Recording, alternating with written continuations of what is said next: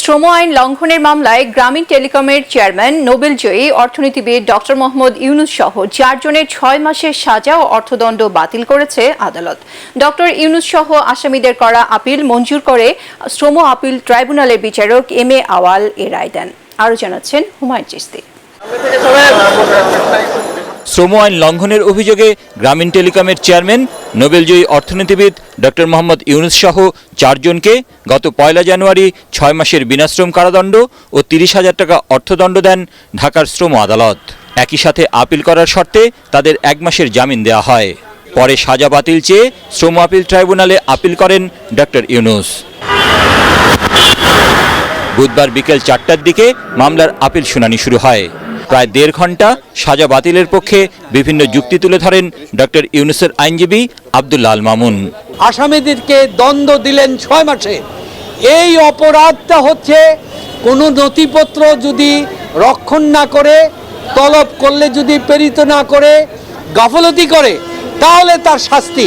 কিন্তু এই ধরনের কোনো অভিযোগ আমাদের বিরুদ্ধে আনা হয় নাই। কোম্পানির 13 জন ডাইরেক্টর, 13 জনকে আসামি না করে 4 জনকে ডক্টর ইউনুস তাদেরকে আসামি করা হয়েছে। অথচ আইন অনুযায়ী কোম্পানিকে আসামি করা বাধ্যতামূলক, কারণ সে হচ্ছে শ্রম অধিদপ্তরের সাথে রেজিস্টার্ড। পরে সাজা বাতিল হলে কোনো আপত্তি নেই বলে আদালতকে জানান মামলার বাদী শ্রম পরিদর্শক তরিকুল ইসলাম। তবে এদিন কলকারখানা ও প্রতিষ্ঠান পরিদর্শন অধিদপ্তরের কোনো আইনজীবী আদালতে উপস্থিত ছিলেন না।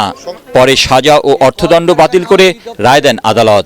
আজকে এই আপিলটিকে চূড়ান্তভাবে গৃহীত করেছে, মঞ্জুর করেছেন এবং চার্জের থেকে আসামিদেরকে খালাস দিয়েছেন। অর্থদণ্ড সহ যা আছে এই মামলা সমস্ত জিনিস এই মামলায় বাতিল ঘোষণা করা। আসামি যে 4 জন, ডক্টর মোহাম্মদ ইউনুস, তারপরে হচ্ছে আশরাফুল হাসান, নূরজাহান বেগম এবং মোহাম্মদ শাহজাহান, তারা হচ্ছে চেয়ারম্যান এবং ডাইরেক্টর গ্রামীণ টেলিকম।